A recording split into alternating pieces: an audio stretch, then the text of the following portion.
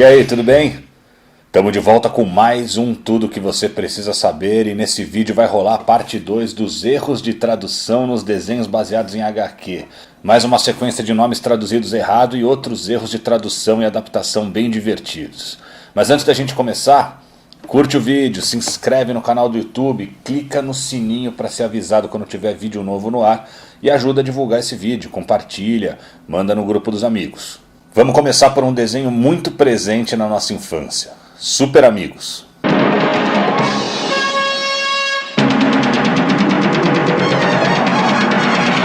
Super Amigos.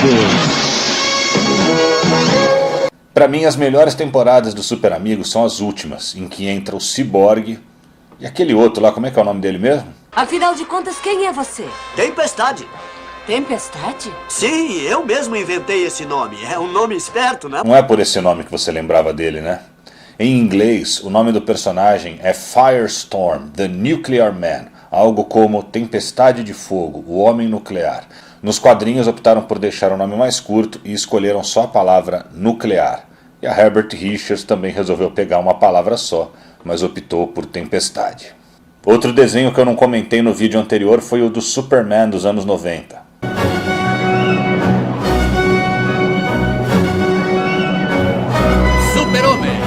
Esse desenho foi dublado pela Centauro em São Paulo, ao contrário dos outros, como o do Batman e o da Liga da Justiça, que foram dublados no Rio de Janeiro.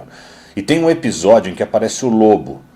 E não erraram o nome do Lobo, afinal o nome do personagem nos Estados Unidos também é Lobo, que é como o animal também é chamado em espanhol. Mas dá uma olhada nessa cena. Eles são seres humanos. Sim, bom, eles vão ter que se virar sem esta babá grande e azul de agora em diante. Estão me pagando muito dinheiro pela sua carcaça. E o Homem Invencível sempre faz suas entregas. Eu nunca tinha visto o Lobo chamar a si mesmo de o Homem Invencível. Por que ele fica repetindo isso? Em inglês ele diz Main Man, que inclusive é o nome desse episódio. Literalmente, Main Man quer dizer homem principal, mas isso é uma gíria usada nos Estados Unidos para dizer que o cara é foda, que ele é o cara. Aqui no Brasil, esse termo foi traduzido como o maioral, quando se refere ao lobo. Mas os desenhos dos X-Men e do Homem-Aranha são os que mais têm pérolas, até porque foram desenhos bem longevos. Aliás, muita gente diz que aprendeu a falar X-Men corretamente vendo o desenho, porque antes falava X-Men. Ensina então pra gente como se pronuncia, Márcio Seixas.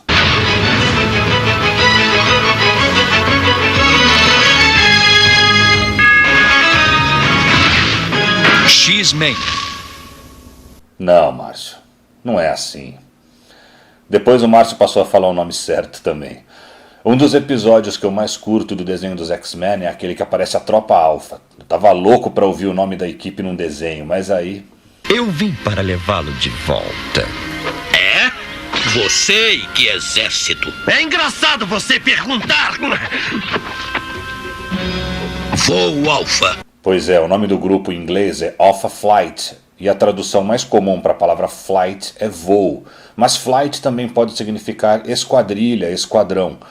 No Brasil foi traduzido como tropa. Eles deixaram todos os nomes dos personagens em inglês: Puck, North Star, Vindicator. Às vezes o erro de tradução não acontece só porque o tradutor não conhecia os quadrinhos, mas também porque não conhecia muito bem a língua inglesa. Dá uma olhada nesse trecho aí.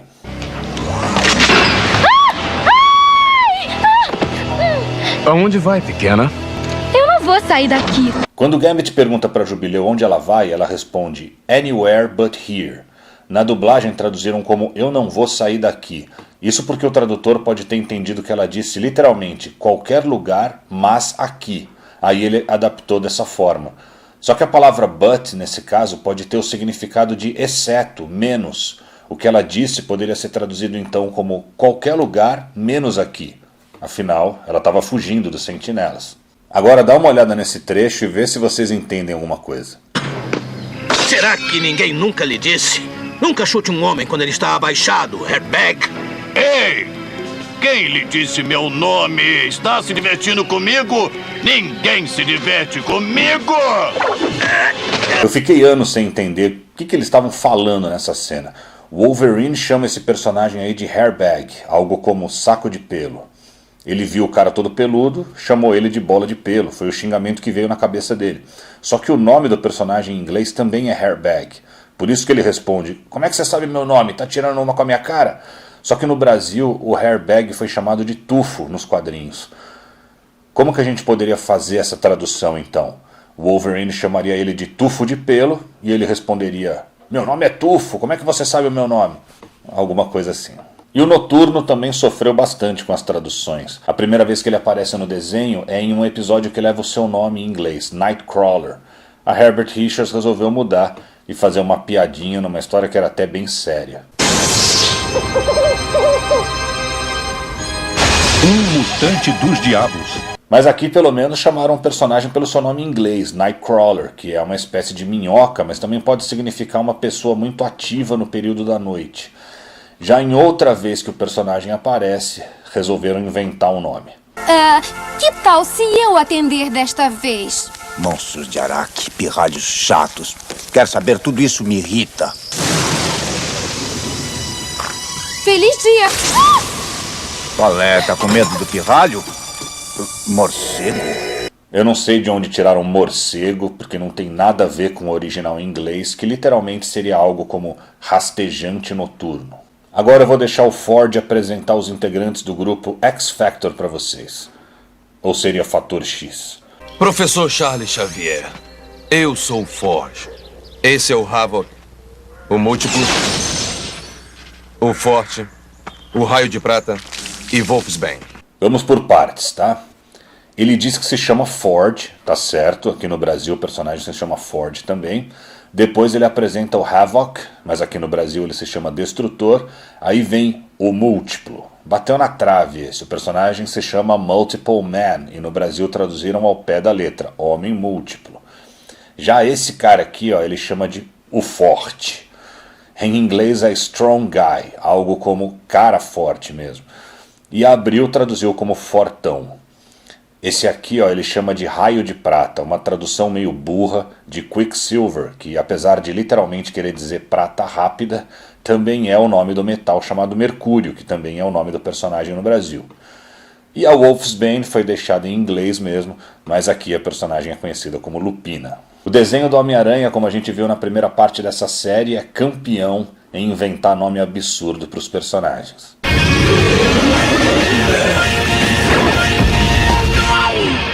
E um bastante lembrado, que a moçada ficou mencionando nos comentários da primeira parte, é esse aqui, ó. Seus dias de terror contra pessoas inocentes terminaram. Não me diga. O Caveira, o jeito vulgar de falar, você deve ser o Caveira, certo? Pois é, Caveira. O nome do personagem em inglês é Punisher, algo como punidor, mas essa palavra não existe na língua portuguesa, ou aquele que pune. Ele foi batizado por aqui de Justiceiro, claro. Por fim, vamos voltar no desenho dos Vingadores de 2010, que apesar de muito bem traduzido, deu umas escorregadas, justo nos episódios em que aparece o Visão.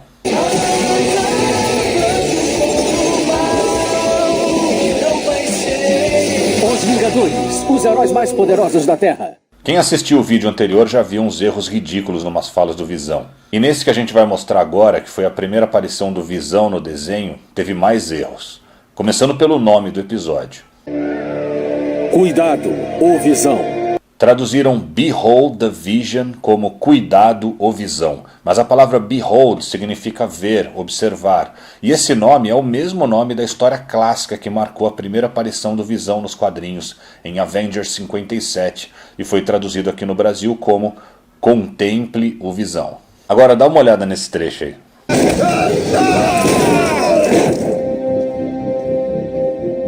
Avaliar avanço. Local atual, arma versus instalação. Arma versus instalação. O que quer dizer isso? Em inglês era Weapon X Facility. Isso, o Visão estava dentro do projeto Arma X, aquele que criou o Wolverine. Ele estava em busca de Adamantium, por isso ele foi parar lá. Só que devem ter traduzido esse X como versus, e aí o termo perdeu totalmente sentido. O certo seria algo como localização, projeto Arma X. Para terminar, uma coisa que não é propriamente um erro, mas sim um problema de adaptação. Além de traduzir, é preciso interpretar e adaptar o texto. E é preciso conhecer os personagens para colocar palavras que caibam nas bocas deles, que tenham a ver com o seu jeito de falar. Dá uma olhada nesse trecho aí.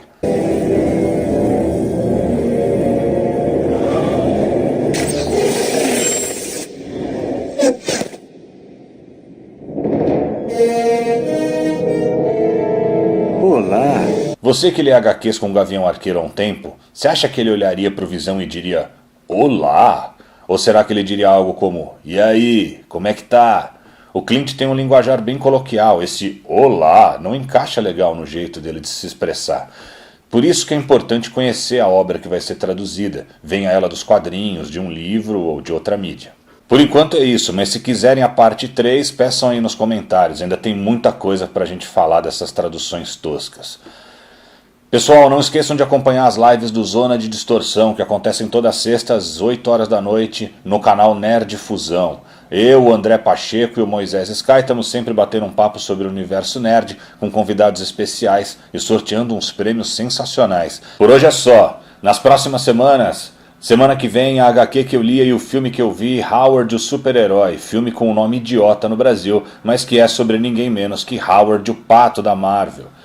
Depois, Formações Super Family, assistindo a HQ Tropa Alpha parte 3.